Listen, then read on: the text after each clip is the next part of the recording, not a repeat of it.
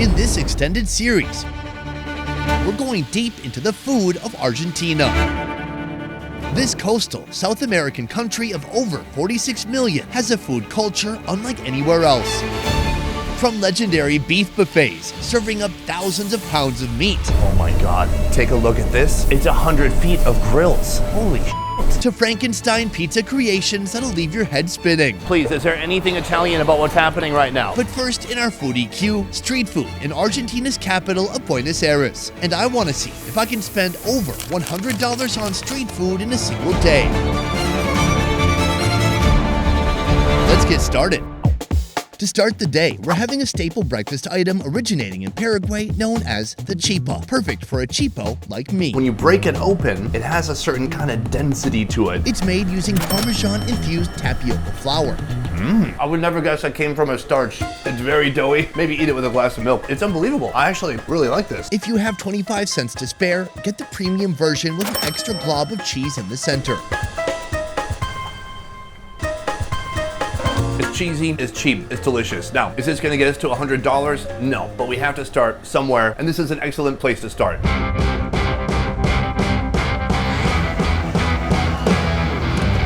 All right, folks, just a few steps away from Arica, we have come here to this market. It's called Mercado de San Telmo, roughly speaking. Here, you'll find a ton of different food stalls and restaurants that you can go to try new Argentinian classics. That's what we're about to do now. We've come to our first restaurant within this market. It's called Hierro. You have this method, this technique of cooking on this tool here. This implementation is called a Parrilla. parrilla.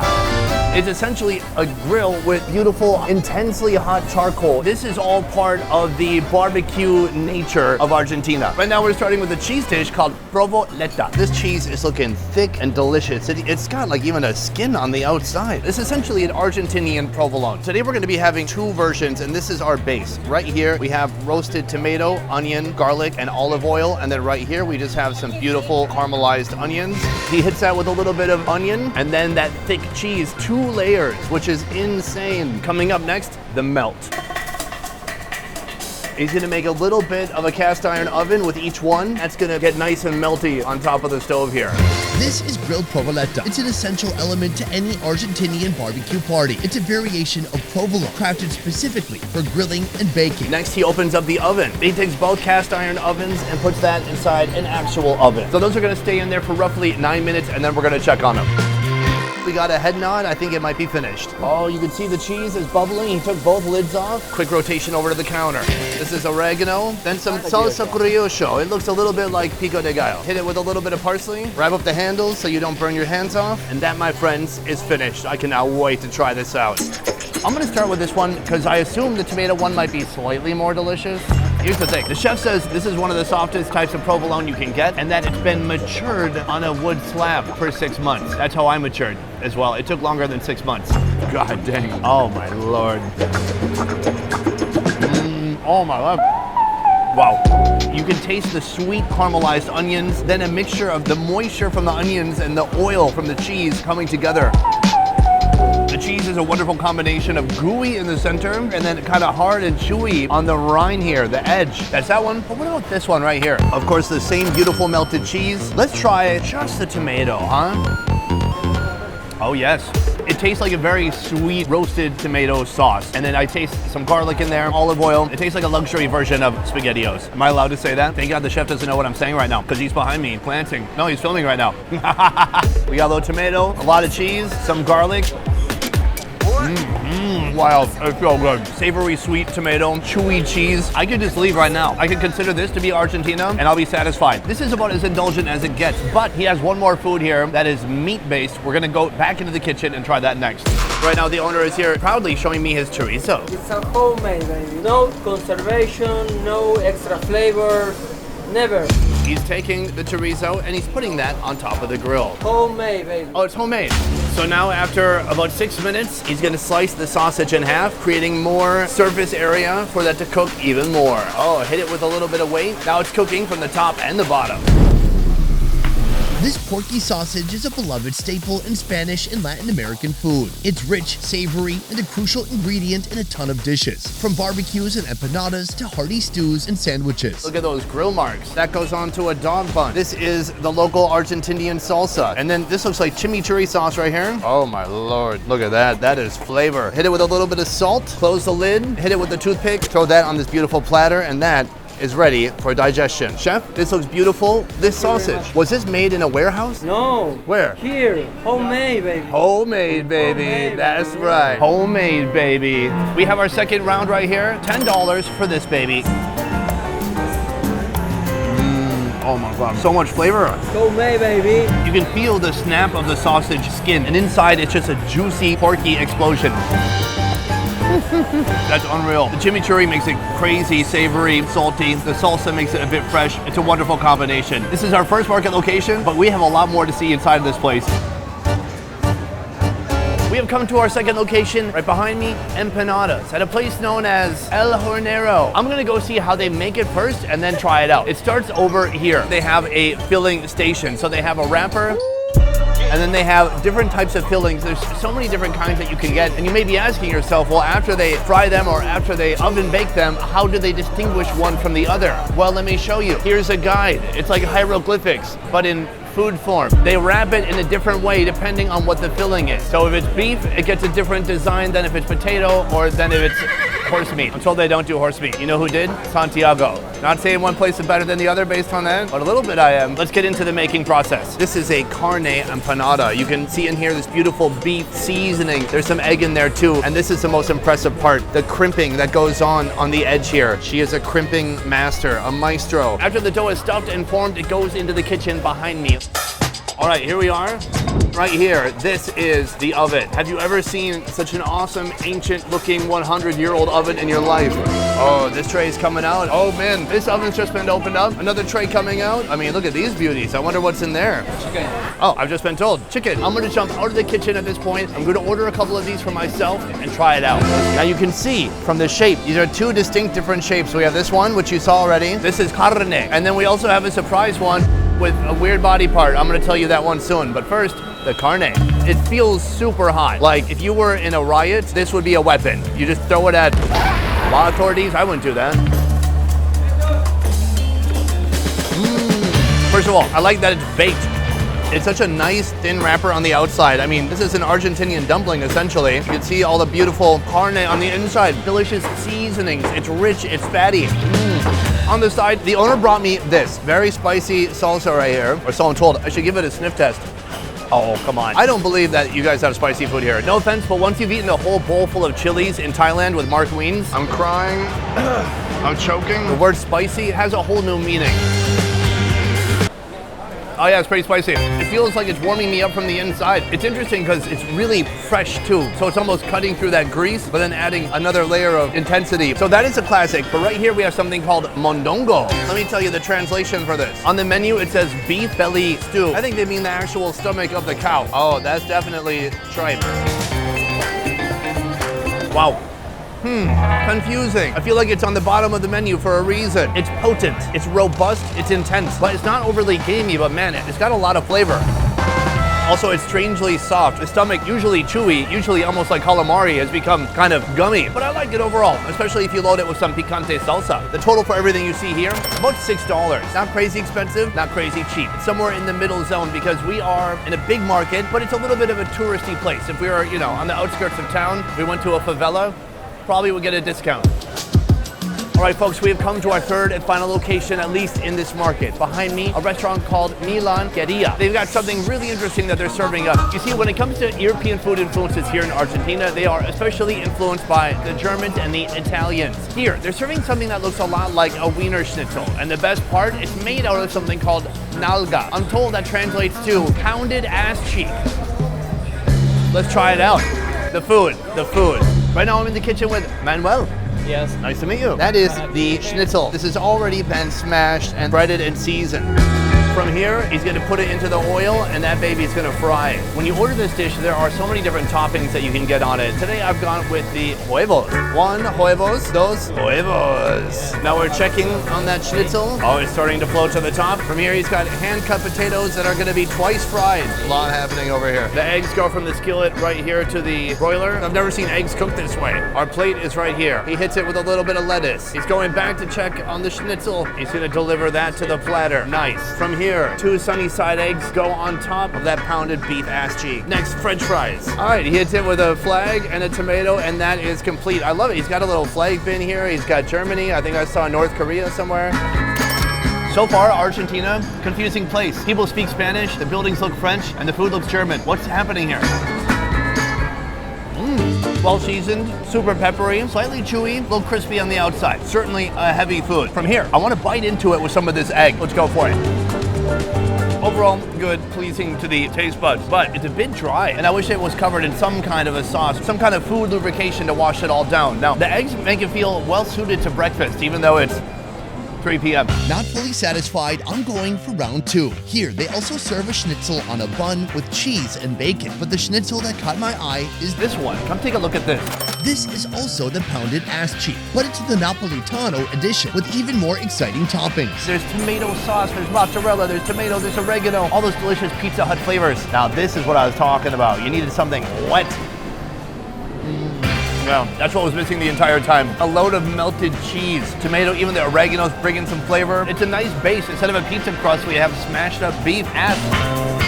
This is retribution. This is much better than what I just had. This is the way to go if you come here. Okay, now we are leaving this market because I'm sad that this Wiener Schnitzel is not a wiener. So I'm going to somewhere where I can find wieners. And I'm not talking about the red light district.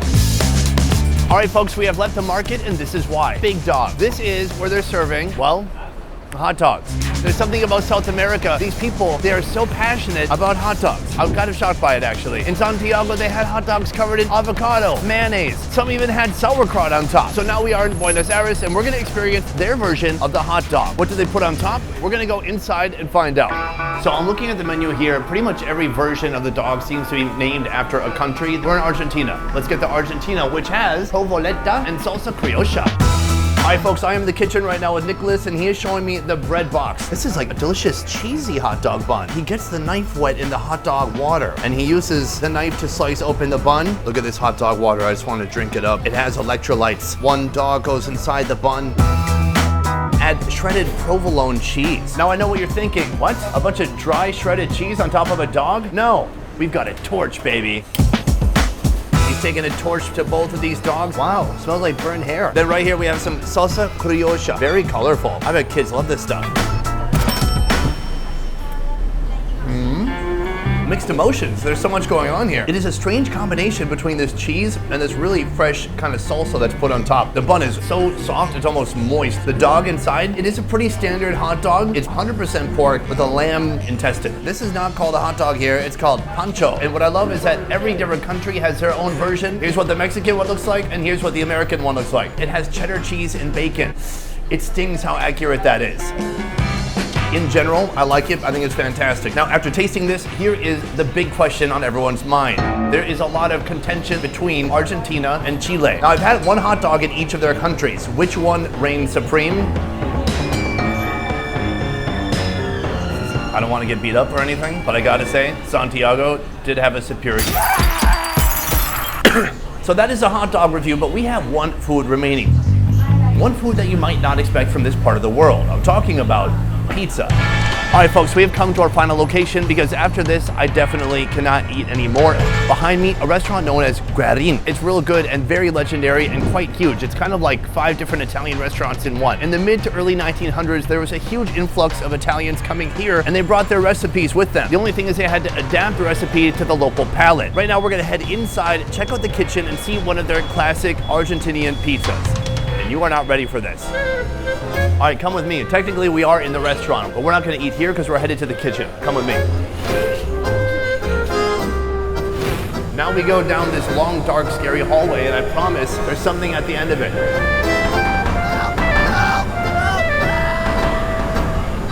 Here we are. Right through this window, you can see the dough making, and there is a giant fire oven inside. Let's go check it out. This oven looks amazing. Right here, you can see inside all the fire burning. Our pizza is gonna begin here. Right here, we've got my man, Juan. We are in the dough making section. Oofta, look at this giant, big, beautiful piece of dough. Piece by piece, he like just knows the right side. And then those end up here. Step 1, violently smash the dough with your fingertips. Right here we have our pre-oiled cast iron pans being filled with the dough, and man, this guy knows how to flippy flop his floop. Oh my God, guys, we have a whole, basically a barrel of mozzarella cheese. Get loads and, oh my God, several pounds of mozzarella cheese and put that on top of the pizza. This is dangerous. Then we get some jamon. My mouth says yes, but my heart says no. Hit that with a little bit of pepper. And then he's got another piece of dough right here. Guess where that's going? On top. We are gonna hide the shameful amount of cheese that is in this pizza. Smart. Oh my, what's happening? All of that's being topped with onion. Everything that's happening in this moment is unexpected, uncalled for as well. Guys, I've just been through a whirlwind of pizza making. That was really intense. Boom. He tosses it way back, and we will see you later. Right now, he's adjusting the temperature inside the oven. He's taking out a load of the charcoal, discarding that on the side. And then right here, this is our pizza. Oh, he flipped it. What? Downstairs in the comments, let me know, please. Is there anything Italian about what's happening right now? Oh, he chucks that back in the oven, and we wait more. He's taking it out one more time, going to the cutting station over here. Boom, give it a flip, steaming hot. I've never seen a pizza like this. He's given it a chop. Boom, they put it here, and it is ready to be taken to the table. All right, folks, I told you this was the last meal of the day. Do you understand why? I'm gonna work my way up to the pizza, but first, this, something that's not pizza. Something I'm gonna be eating with the pizza, it's called faina. This right here is a combination of chickpea flour, oil, salt, and water. Oh, yes? It's taken a beautiful journey over here to the oven. Wow, he's getting it really deep in there. After cooking, the final product looks like this. It's gonna get sliced up piece by piece. Oh, it looks like he's cutting out shingles for a roof or something. Now, typically, you're supposed to eat this on top of the pizza. We'll do that later, but I wanna see what this tastes like. Spongy, soft, warm. It tastes like almost nothing. I'm not sure why people combine these. Maybe I'll understand why soon. From here, there's nothing to do but to actually try it. Oh my, a legendary cheese pull right there. Oh my God. That is heavy. It's pure melted cheese. The crust, I like it. It's very thin, almost a little biscuity. There's something sour in here. I think it's the ham. This is wild. They've taken pizza and they've reinterpreted it, and then they misunderstood it, and then they reinterpreted it again, and then they made it backwards and then forwards again, and then you got this right here. Question, do I like it? Yes. So from here, we're gonna add this. Now, this is a very traditional step to eating pizza here. They add that to the top, and then they take a bite. It doesn't give it any more flavor. It gives it some structure and some stability, like the US dollar. This pizza costs a little bit over $12, and this is, I mean, not even worth counting. Very affordable. At the end of the day, it's very classico, it's very Argentino. I enjoyed trying it, and would I try it again? Absolutely.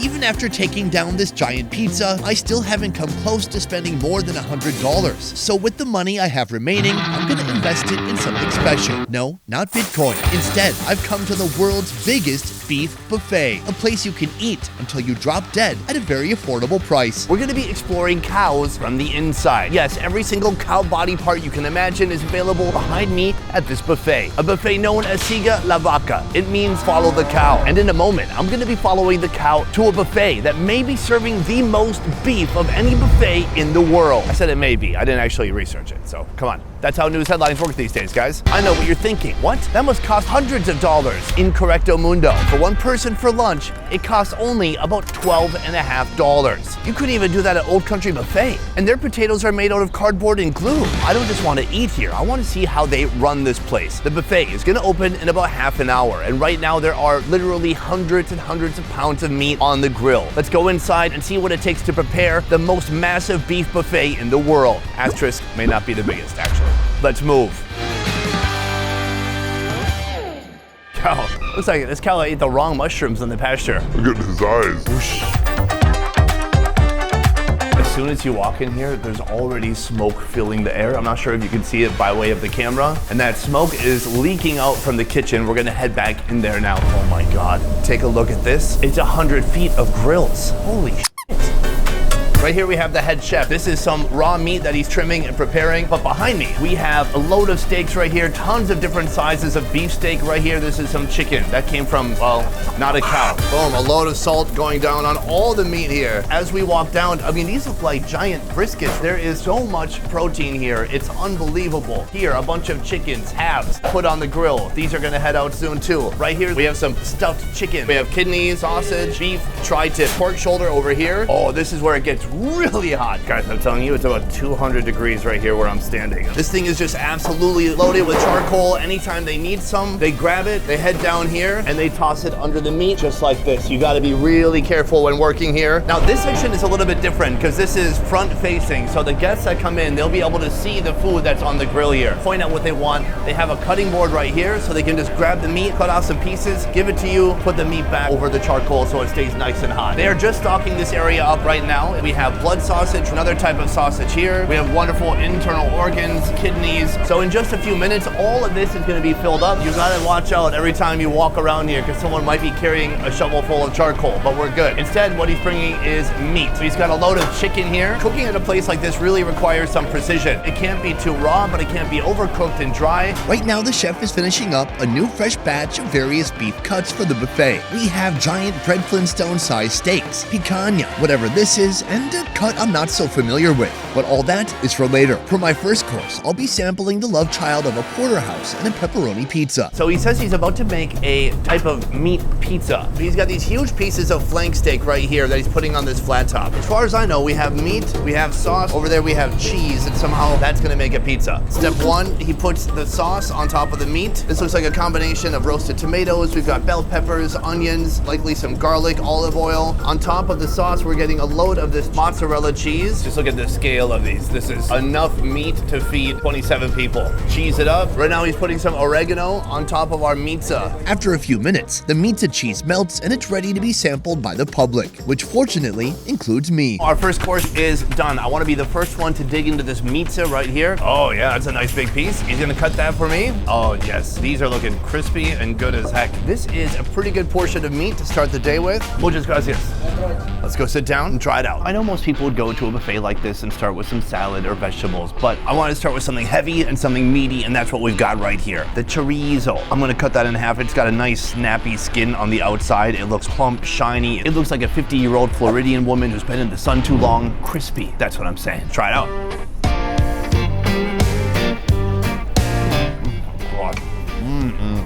A thick, strong snap on the skin there. Juicy, oily meat. It's dripping in porky goodness. Oh man, the meat sweats are coming. I'm gonna overdose on meat. Let's dig into this, the main course. The mozzarella has melted down a bit, and then that sauce. People here know how to make a delicious tomato sauce. That good. The flank steak, I can't believe how tender it is. I've just been told they actually boil it first and then they grill it. It's super savory. The tomato sauce is incredible, super fragrant, aromatic, just enough cheese on there. This is the first country I've ever been to where they overdo it with the cheese, even by my standards. Did you see the pizza from last episode? I've never had a pizza with too much cheese until yesterday. Oh my God. But here, a very conservative amount of cheese. This is course 1 out of 25. Let's keep moving. Aside from the hot grill where they're serving up fresh hot meats, they have a cool area too. First of all, we have this. This is a very intimate piece of the bovine. This is the tongue. Beef tongue is one of the most underrated parts of the cow. I can understand why. When it's in its tongue shape and it's flopping around, it's a little disconcerting. But if you cut it into thin little slices, it's very dense meat. We have some bull testicles. Wow, that's wild. No, I was kidding, that's eggplant. But I got you, right? It looked kind of... Love it. Most of the other items in here, it's a lot of plant matter and some other local favorite recipes. Right here, we have essentially a salad bar. I don't want to judge these people, but what the f are you doing? We're at a beef buffet. I have a salad made out of a cow. Skip. We have all the cold cuts. We've got some loaf. We have olives. We have deviled eggs. We have a cheese salad. This is my kind of salad right here. We have a rolled piece of beef. It's called matambre. It has some veggies inside, some eggs. You can see the roll marks in it. It looks fantastic and slightly unusual. I'm definitely going to pair that with my beef tongue. Here you'll also find all these different cold cuts, ham, cheese. It's like classic picnic food. A bottle of wine and all this together, very nice. And then right here we have some some of the hot local favorites, and there's a lot of stuff here. Some of it we tried last time, like look at that schnitzel just schnitzing right there. We have some spinach that's been battered and then fried, and then we have an assortment of quiches, a beautiful ham and egg quiche. It's essentially an egg pie. We've got this round. Let's go back to the table. All right, folks, here we go, round 2. Right here at the last moment, I decided to grab this. This is like a little spinach fritter. Oh, it's so doughy on the inside. Let's try it out. I mean, it is vegetable, so it is healthy. It doesn't have a ton of flavor, so it tastes almost a little grassy, more like Borophyll. Anybody? No? Okay. I think it's okay. It needs like a Mexi Ranch or an onion ring sauce to dip it into. Here, we have something very common in Argentina. This one filled with egg, ham, and queso. I'm gonna break it in half just to see what happens. Okay, almost nothing. All right, let's try it out. Oh, good. Like a salty, hammy, cheesy egg loaf. Look at that. Perfectly tiny, diced little pieces of ham. You don't want a ham overdose. That's what happened to DJ AM. Oh, it wasn't a ham overdose? Okay, my bad. But then from here we get into the unfamiliar. We're gonna work our way up to that tongue, but first, how about some beef loaf? The strata. It's like a tree, so if you count the rings, you can actually see how old this loaf is. This one's 4 years old. That's not true. Let's try it out. It's a lot less processed tasting than I expected. So thick, chewy bits of meat, some fresh vegetables, and the occasional egg. Is it bursting with flavor? Actually not. This is a passionate country. They go from one extreme to another. There is no middle ground here, especially when it comes to beef tongue. Cheers, let's try it out. It's super delicious, tender. This is criolla. This is one of the national condiments of Argentina. It's heavy, but kind of semi-sour at the same time. In just a moment, I want to be trying their biggest, most expensive piece of beef that they serve here. Is it going to cost me any more money? Absolutely not. But first, I want to talk to one of the people who work here. I want to learn a little bit more about how this place works and how they're able to put out so much meat day after day. Let's go have a chit chat. Right now we're in the kitchen. I am with Agustin. He is one of the cooks, one of the pit masters in the kitchen here. Nice to meet you, bro. You guys have so many different types of protein here and different animals too. How many different cuts of meat are you offering here? Más de 20 cortes. Over 20 cuts in total. Because I'm looking around here, I hardly ever see 2 pieces of meat that look the same. It's amazing. Why cook with hot coal? Lo que pasa que el carbón le da otro. Besides tipo all de the sabor a la work and carne. the job that you have to put into it and the extra time it takes, the coal just gives it an extra flavor that none other method of cooking gives to the meat. You only have 1, 2, maybe 3 guys cooking enough meat for hundreds of people. How are so few people able to cook meat for so many others? Lo que pasa que somos. They get along really well. All the tasks are really well divided. One is receiving the meats, the other one is cutting, the other one is prepping the deal. They have every task really divided, and everyone is specialized or knows what to do and when to do it, so that things like a well-run machine, well-oiled. If you had a son and your son became a vegetarian, would you jump off a bridge? No. Not a bridge, a building. Pero Okay. In a moment, I'm going to be trying out some of the organ for you. What is your favorite cow organ? de las achuras. Kidney and mocheja. We're about to go back in line. Let's get some organs, including the cow kidney. We're back for another round. This time I'm going for some of the offcuts. Hola. Hola. Can I have a blood sausage? Dos? Dos. All right, this is the blood sausage coming up then. Yes. Oh God, that looks like, oh, what is that? I have no idea what just happened. We just tried to get every different offcut they have of the cow. He piled it all up on here, smelling gamey and fresh. So to go with our meat, we have a couple of different famous sauces here. First of all, the chimichurri sauce, a very potent looking one. And then right here, we have the criolla. This is what that cow tongue was flavored with. Onion, tomato, oil, vinegar, lots of good stuff in there. Let's go try it out. All right, folks, right here we have a rather intimidating third course. We have an assortment of mystery meats. No, these are not black testicles. This is the blood sausage. Right here we have a kidney, and then I'll save these 2 for the end before you move on to the grand prize, the big pieces of delicious beef. It already has a very different wet water balloon texture compared to that chorizo. It's a little sloppy on the inside. Cheers. Wow, it's like a thick, goopy, super salty paste. It's a little gamey. It definitely tastes like blood. There's some minerality there, some iron. Really, definitely good for women who are menstruating. Replenish your blood. The taste overall, good. Just very, very salty. From there, we're moving into the land of the unfamiliar. We have the small intestine of the cow. Ooh, it smells smoky, fatty. I'm gonna hit it anyways in a little bit of this sauce. Wow, that's very oily too. Good. I wanna cut down that oil with a little bit more oil. Try it out. That's good. It's like beef calamari, and there's stuff inside the intestines too. It's really soft. It's almost getting to the point of kind of gummy and stretching apart. From there, we got this. You know, would you look at that? This is like the veins of an elephant's throat. Look at how big this tube is. In fact, it is not a vein. It is from the intestines. There's so much fat connected to it. This looks super rich. I'm pretty sure this cow died of a heart attack. That's a whole Pop-Tart worth of calories. Try it out. Cheers. It's so rich. I need a lemonade. Similarly, smoky, chewy, slightly on the edge of gummy. I do like intestines, but not intestines with that much fat. I don't know if I'm gonna make it to the final course, guys. Our final freaky food on this plate right here, the kidney. The kidney looks super dense. Let's try it out.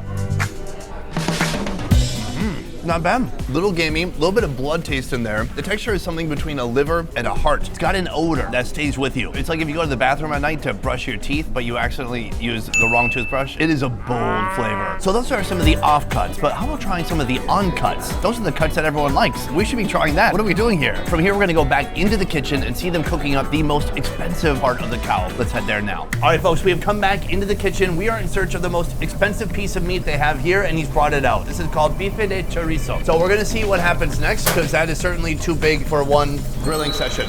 And you start breaking it down. This is why it's so special. And they've got a big thick layer of fat on this side. There's a little bit of fat on this side too. It's lean in the middle. Which part of the cow? Ese es el ojo de bife. Point. Where? Oh, it's like kind of the strip loin of the cow. He's already got some on the grill fired up. Just look at these beautiful, gorgeous grill marks on this beef. The next step, he puts on a load of salt. I love the way they season here. So much salt, it's just reckless, it's chaos. How much longer does this need? 15 minutos. Wow, so like he's saying 15 minutes just to get it medium rares. When this is finished, can I eat a whole one? See? That's amazing. I'm so excited. Gracias. Uno bife de chorizo, por favor. Uno. All right, gracias. That is supposed to be a medium rare. Oh my lord, that looks beautiful. Muchas gracias. Since I'm here, I might as well get one more thing.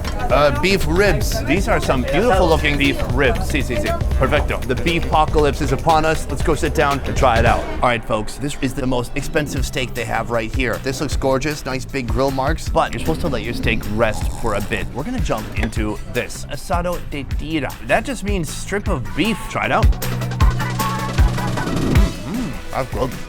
It is just incredibly fatty, rich, smoky. This is roasted meat, so everything's gonna be a little bit more firm. I'm gonna break off some of this membrane around the bone. Overall, it's chewy, but not at all in a bad way. Guys, right here, our steak has rested long enough, and this looks gorgeous. A huge strip of fat right here. Some oils and juices are just leaking out of it. Obviously, on the outside ring here, there's a load of fat, but I'm gonna go for this section right here. It was mostly lean. Cheers. We got a winner. So rich, juicy, savory, incredibly salty. The multiple times today when he was salting the meat, it's not exactly a meticulous process. He just dumps a bag of salt on everything. When you taste this, you're not really searching for other flavors to add to it. It's just beefy, juicy, and super salty. It's very nice. It's all about the grill. Even the steel is adding something to it. The smoke, the charcoal, and the big fatty pieces of beef with loads of salt.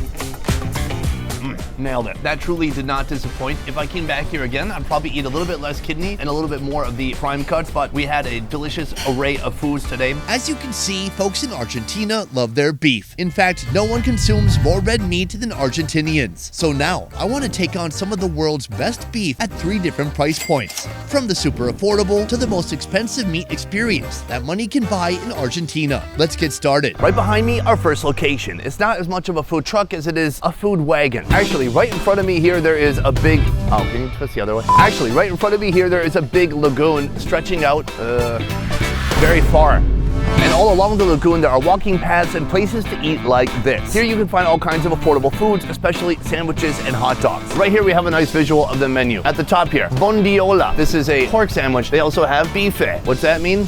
It means beef.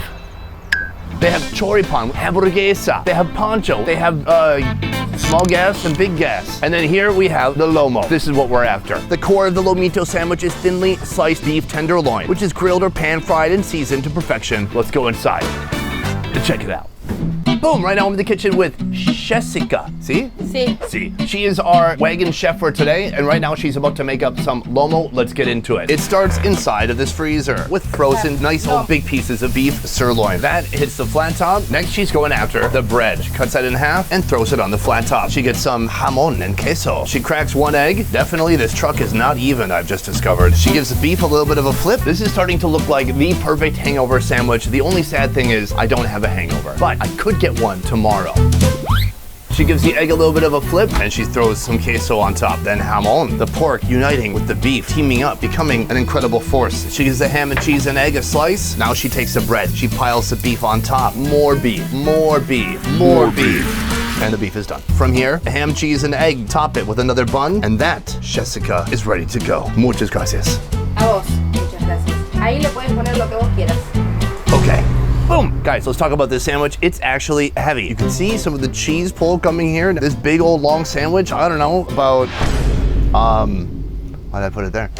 10 inches? My foot is 12 inches. Yeah, 10 inches. All this right here, $5. Wonderful value. You can see all along here, there's different sauces and condiments. We'll get into that shortly. I'm gonna try it out naked at first.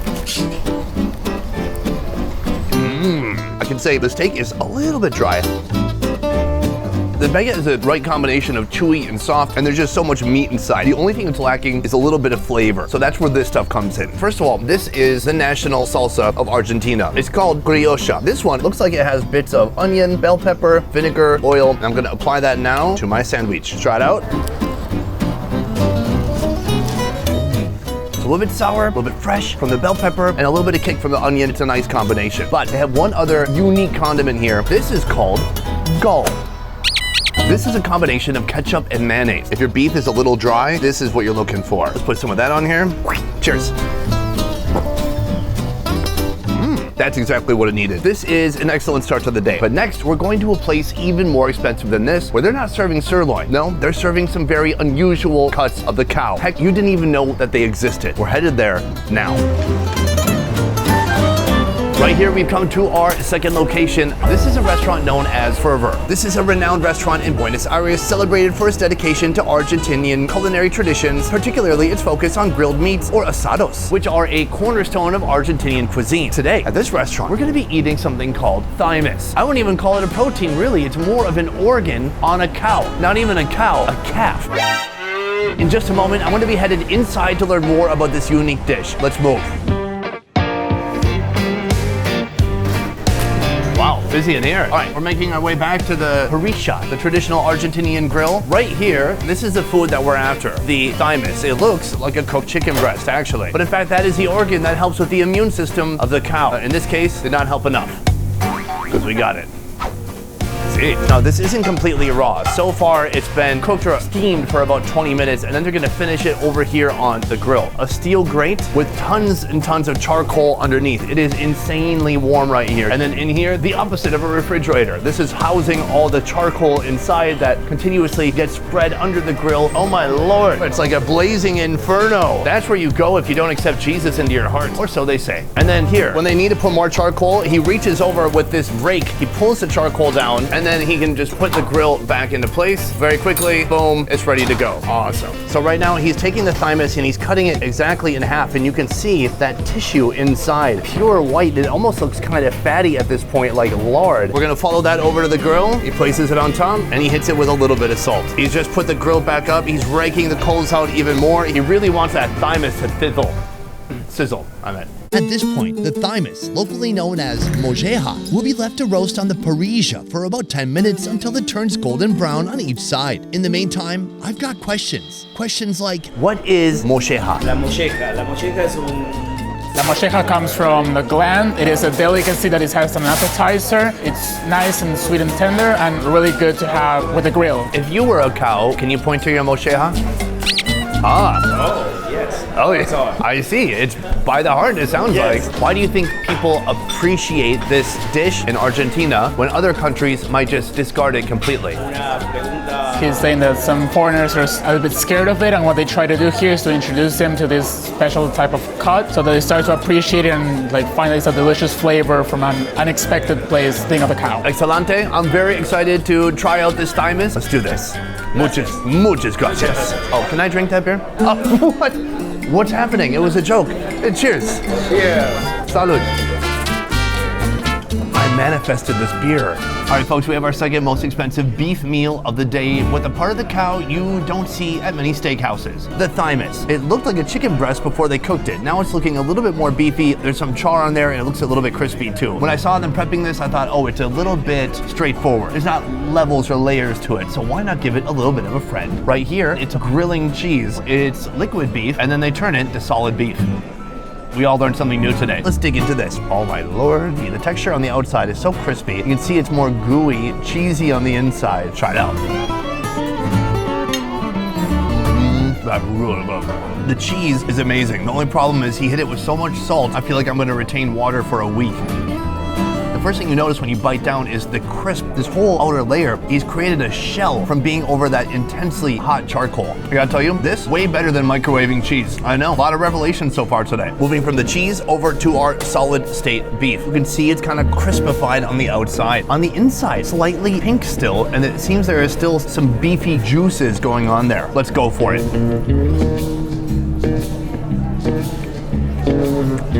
What? ¿Cómo está? ¿Por qué? Huh, what even is that? It's a gland, but it's not really a protein, but it might have protein, but it's not fat. It's body tissue, it has a purpose. The inside's more soft, steamy, squishy. It's almost like a beefy pate inside of there. A hint of gaminess from the organs, but it has a sophisticated complexity. I would try to explain it to you, but it's probably too complicated. Do I sound smart yet? My biggest question when I discovered this is what I was going to be trying today is why are people eating this and where does this tradition come from? Then I looked it up on the internet. Senor Internet says it is highly valued for its rich, tender texture and unique flavor. It's hard to pin down exactly what that is. You know what it tastes like? It tastes like thymus. Is that helping anybody? I don't think it is. This reduces waste and it shows respect for the food source, especially when you cut it out of a calf. Got you there, Internet. This, I'm telling you, for $21, this is not a small amount of thymus. There's enough thymus here that you can share it with your significant other. Something happened. All in all, do I think it's worth trying? I do. From here, we're headed to the most expensive Argentinian barbecue restaurant we could find in this city. And the prices may shock you. Let's move. All right, folks, we have come to our final and most expensive location of the day. Behind me, Fogon Asado Experience. Asado, it is so famous in this country. And we've seen it at all different levels, from the very affordable to the very medium to this place. This place is elevating asado to the highest level possible. It is 10 courses over about 2.5 hours. I'm not just dining by myself or with my wife. We are dining with about 35 other people who are coming here at the same time. In just a moment, we're going to step through these doors and see what this asado experience is all about. Also, please note, it's very dark, so use your imagination. Welcome to Fogon. You can see as the guests are arriving and they're talking to some of the chefs, the whole big giant table or counter goes around the central cooking area. Inside here, they have a massive fire going already, and that's where a lot of the cooking is going to be happening there. They've already put some of the meats here out for display. Boom, check it out. They're unleashing the charcoal, getting it ready to cook some meat. Asado at its core is simple: charcoal, a steel grate, and meat. So how does this place turn that simplicity into a high-end experience? To learn more, I'm speaking with Danielle Genster, one of the owners of Fogon. An asado usually will last 3 to 4 hours. It's friends and family around a fire pit, enjoying lots of different cuts of meat. So to elevate that experience, we've created a 10-course menu that tries to portray each different cut and specialty that an Argentine asado would include, but bring in some local ingredients and some creative cooking techniques that are unexpected. You'll be seeing all of the cooking in front of you by our trained chefs, and they will be explaining each cut and how they prepared it. So it's a live fireside dining experience. So far today, we've had very affordable and very medium-priced beef. This is going to be our most extravagant beef expense of the day. Can you talk to me about the price? Our 10-course tasting menu is offered at $80 per person. This includes a welcome cocktail, it includes coffee as well, and we offer our wine pairings separately. If guests want a refill, we happily offer that. All right, folks, we've just sat down. This place is wild. There is so much attentive one-on-one service. Right now, everyone's having their introductory drinks. They're getting introduced to the food. They're settling in, and soon the 10-course menu is about to begin. All right, folks, the meal has officially begun. They brought us 3 courses now, starting with seasonal vegetable, which was an eggplant with ricotta cheese and French herbs. Then we had an iron provolone cheese, more cheese on the grill. And then right here, we have the same thing that we had for lunch, mocheja. This is the thymus of the calf.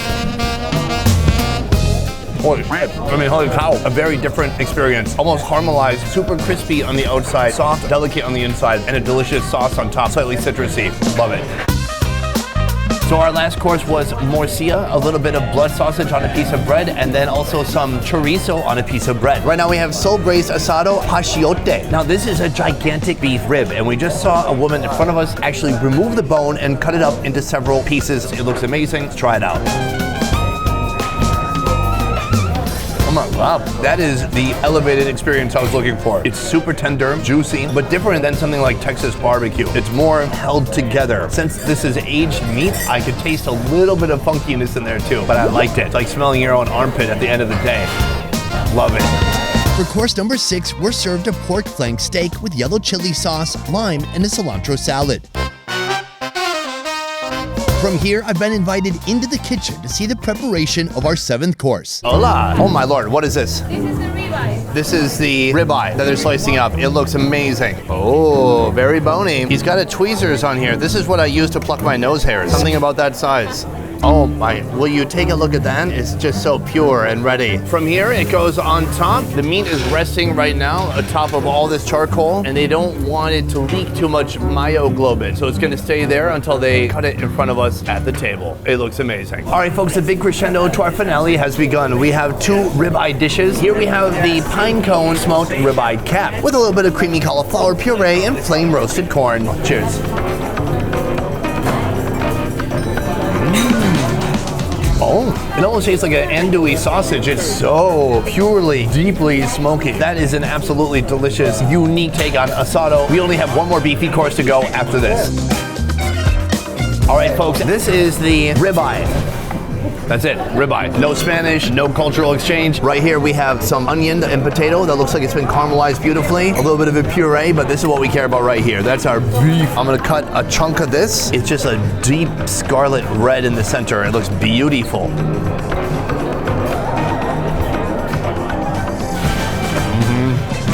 Oh man, I should have taken a smaller bite, but that is so good. The fact that it's aged meat, it kind of makes the meat a little bit more dense. You know, yesterday we went to the asado buffet. They had piles and piles of meat being put on the grill. 3 guys cooking hundreds of pounds of beef for hundreds of people. Here, we have about 1 staff for every 4 people dining here. So they have a much more attention to detail and a very meticulous asado menu. This, as a final course, absolutely delicious and worth every single peso. Right after my last dish, the staff kindly offered us even more beef. And to cap off this perfect experience, a delicious and sizzling dessert. After this very affordable taste of luxury, I'm ready for more. I've seen what $100 can get me, but what about spending over $1,000 in one day on room and board? Next up, we're headed to Four Seasons, where I'll reveal a full day of dining on a monster budget. Let's move.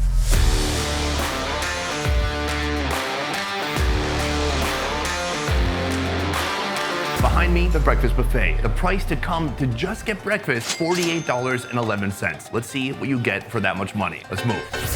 They have some of the basics when you start out here. Yogurt, some salad-y type stuff, cream cheese and salmon, non-typical breakfast items. Over here, tons of different meats and cheeses, including mozzarella and other cheeses that I don't know how to pronounce. From here, we head over to the bread section. They have croissants here. One of my favorite things that you don't see every day, churros. It's like a donut in stick form. As you move down, there's a load of different fruits to choose from. I don't really come to a buffet to load up on fruit though. So let's see what the meat section looks like. Right here, this is where all the main heavier breakfast items are. As you look at this, you're thinking, what's wrong with Sunny's camera? Why does it look all weird and red? That's what it actually looks like for my eyeballs. So that's potatoes. I guess that's eggs. This is croissants cut in half into a little sandwich. And they have some little wieners over here. No, that's an average size wiener. That's like the whole buffet. I'm gonna get some food from here and then also order from the menu and see what that looks like.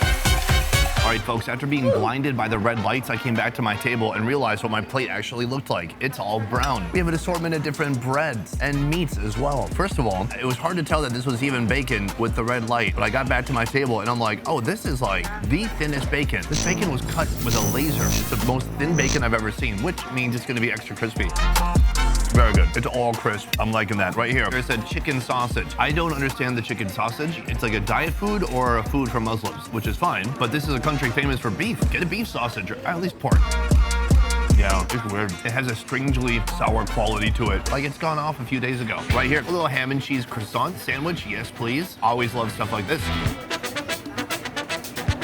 Very nice. It's wild to see how much of a European influence there is with the cuisine, especially when it comes to cheeses and cured meats. From here, we have what looks like a croissant that didn't puff up. So it's dense, but still flaky, and then crunchy on the ends, of course. Breakfast is the best meal of the day because you can eat so much, and then you just tell yourself, oh, I won't eat for the rest of the day. And then, of course, you still do because you're a human and you get hungry again. Cheers. The ultimate in crispy flakiness. I love it. Alas, right here, we have a breakfast churro. That feels naughty. So this is like the appetizer-y stuff that they have out at the buffet. So far, the $48, not really worth it. That said, I'm gonna take a look at the menu and order a couple of their classics here and see how they look. All right, folks, we have our two dishes right here and they look pretty dang good. This is about $9, this is about $10. Add that to the $50. Yeah, I'm in for about $70 for this breakfast, just myself at this point. This is a Monte Cristo, the famous fried, cheesy, meaty sandwich with sugar on top. This is like kind of a death row meal. If you're like, well, the electric chair is gonna take me out anyways, I might as well eat this. Cheers. Whoa, that's crazy good, super cheesy. It almost feels like the bread on the outside is French toast with some sugar on top. Super greasy, indulgent, and delicious. Over here, their own version of Eggs Benedict. On the side, there is some potato, some mushroom, some wild plants growing. This one in particular, they say it has English muffins, Brassois Wagyu, spinach, Lincoln cheese, hollandaise. Let's break this bad boy open and see how it looks. Boom, a cascade of hollandaise and yolk working together. Oh yeah, that's delicious. The meat in here is wildly flavorful, super savory. The cheese is nice and gooey. The spinach does not detract at all. It tastes delicious with it. They're saying it has Wagyu. I'm not sure how much I believe or trust that, but in general, some of the best Eggs Benedict I've ever had in my life. It's an explosion of flavor, and it's starting to make me think that's worth the extra $10, almost. So that is breakfast here at the Four Seasons in Buenos Aires. Next, we're gonna show you our room that's located within a mansion. What do I mean? Well, let me show you. That's all you get to hear for today. As we head to our room, let me show you this very charming old school elevators. Close the gate. Why am I going down? Other people are gonna jump in now. It broke the illusion. I wanted you guys to think I had the mansion to myself. Now it's clear that I don't. Anyways, check out the room. I told you we were staying in a mansion today, and I wasn't lying. It's just a small part of a mansion. It's not the whole mansion. When we booked this room, initially it was $1,000. Then when we got here, they said, hey, we will bump you up into the mansion for $150 more per night. Right now, we're gonna go inside and see what you get for $1,150 here in Buenos Aires, Argentina. Ready? This Belle Epoque style mansion was built in 1920 as a wedding gift, and it remains an architecturally significant structure in the Recoleta area. So this wasn't always a Four Seasons. It started as a gift, and then now, over a decade later, you can rent a suite. So let's check out this space. First of all, they have a gigantic fireplace. I assume it's functional, but probably they're not gonna let you put fires in here. But take a look. It takes real wood, and they have a real fire poker too. Also, in case intruders come in through the window, boom, over. I would be over. Right here, a very presidential working desk. You could sit down here, sign important documents, prenuptial agreement, for example. Right, babe? Anyways, as we move this way, this is the Beverage and Rehydration Center. They have a load of different snacks here. Keep in mind, any of the stuff that you eat here, you're absolutely gonna have to pay for, and it's probably not gonna be cheap. Down here, the refrigerator. Fully stocked with everything from little booze bottles to beer to soda. And then a big, beautiful couch, more pillows than you would ever need, some chairs. I mean, you could have a lot of very important meetings here. What I intend to do here is to just lay out all those suitcases right there. From the living room, we're heading into the master bedroom, and this place is gorgeous. It just has a very classical, old school feeling. Here, another drink center. This is like liquid death, agua sin gas. Yeah, it's just water. As we head this way, you can see a big, large, beautiful king bed. My wife will be sleeping here, and then this portion is mine. Total freedom, baby. The bedroom then comes over here into a long closet. Now, this is one of the coolest closets I've ever seen. It has a ladder. Trying to figure out where your underwear is. Babe, where's my CPAP machine? Ah, here, I found it. Our final part of the tour concludes with the bathroom, and this one is nice. It all begins with a giant porcelain tub, and you can fit 3 bodies in there, probably. Right here, we have the toilet. Okay, it's nothing special. We've all seen a toilet, but then they have this. Now, this is a drinking fountain. The water turns on both sides, and then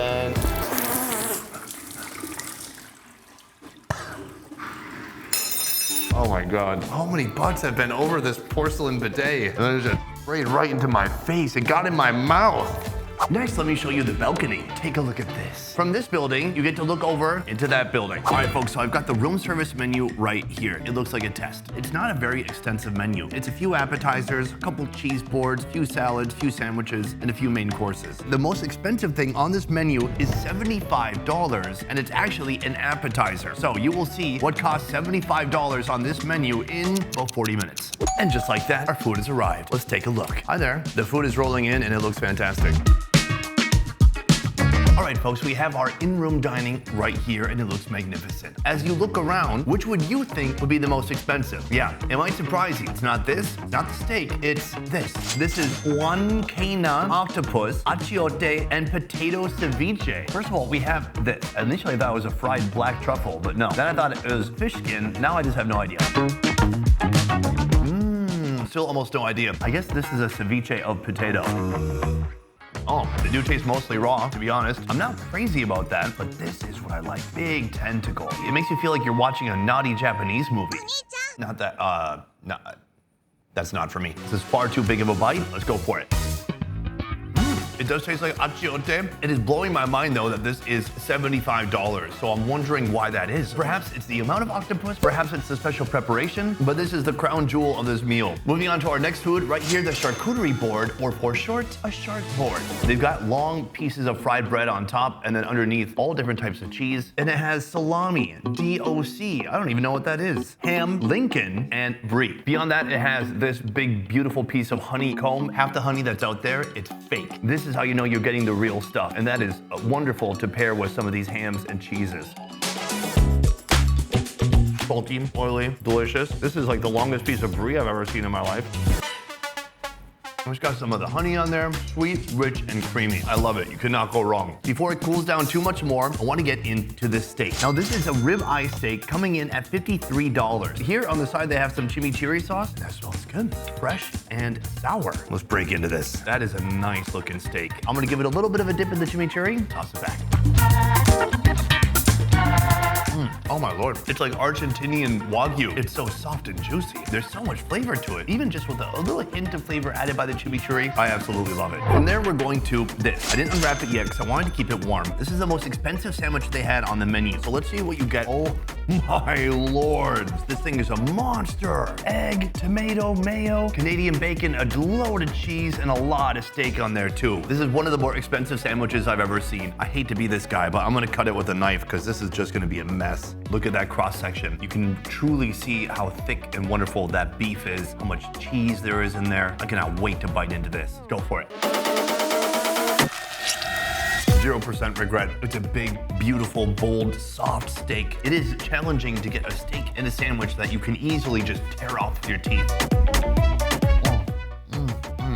Oh man, I'm in love. Beautifully seasoned, salty, savory, and just layers of flavor. It's so rich, it's so amazing. 40 bucks, expensive, but man, that absolutely feels worth it. So in the end, the menu, not very extensive, but the quality of the food they brought here, I gotta say, A+. Real good, very happy with it. Otherwise, that is the room service here in the Four Seasons. But next, we're gonna be trying to elevate our final meal to the highest we can find possibly in this city. And trust me, it's gonna be expensive. Alas, we have come to our final destination within this video. It's called Nuestro Secreto. It means our secret. And let me tell you, this place is no secret. Mission not accomplished. This place, in fact, is very popular. This restaurant is celebrated for its exceptional approach to Argentinian cuisine with a particular focus on grilled meats and seafood, reflecting the country's rich asado tradition. So basically, more asado. This promises potentially to be better than any asado we've had so far. In just a moment, we're gonna head inside, take a look at the menu, and see what they got. All right, folks, so we've just been sat down. You can see one thing that makes this place very distinct is that it's like a giant greenhouse, but you come in, it doesn't feel like a greenhouse. It feels like they have air conditioning. What we're gonna be doing is ordering the most expensive wine and the most expensive meat, trying them together and seeing how it tastes. Let's go for it. I was in such a hurry to buy the most expensive wine. I didn't think about if I would actually like the wine. I don't like red wine. I love red wine. Very nice.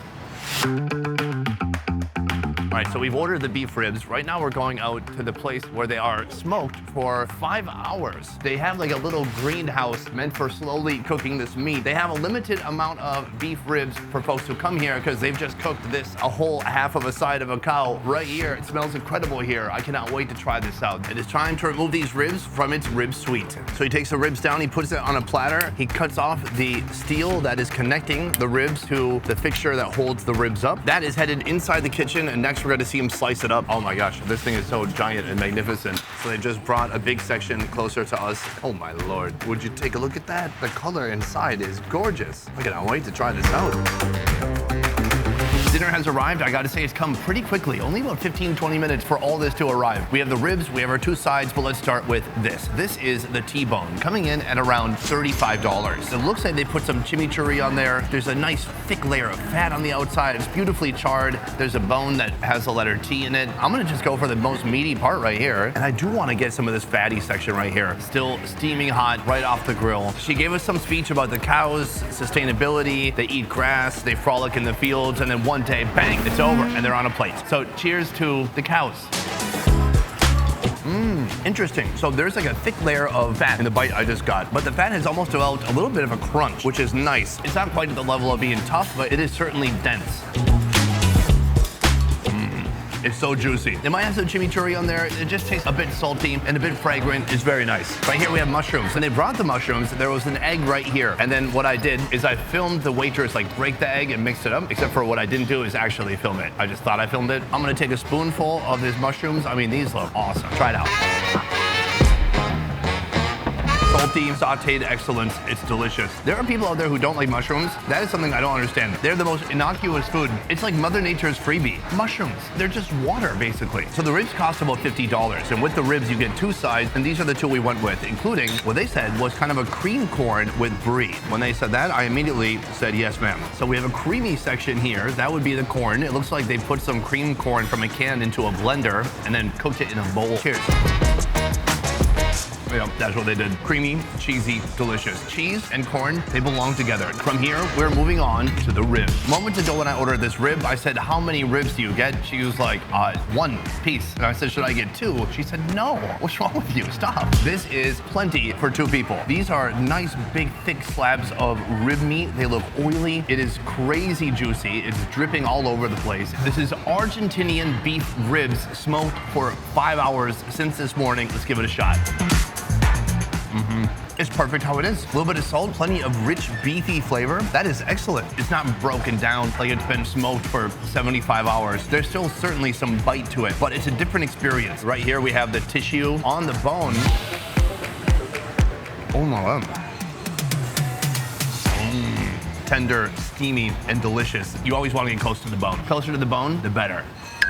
So that is what the most expensive dinner we could find here at the Four Seasons is going to get you. We went to this restaurant, The Grill, famous for its asado. Their take, their approach, it feels a bit elevated. It feels fancy, it feels luxurious. Argentina, when it comes to food, it's an epic destination for folks with an epic appetite, especially if you love red meat. So, from the very cheap to the very expensive, from the very weird to the very delicious, I hope you've enjoyed this marathon Argentina food journey. Otherwise, that is it for this one. Thank you so much for watching. We will see you next time. Peace.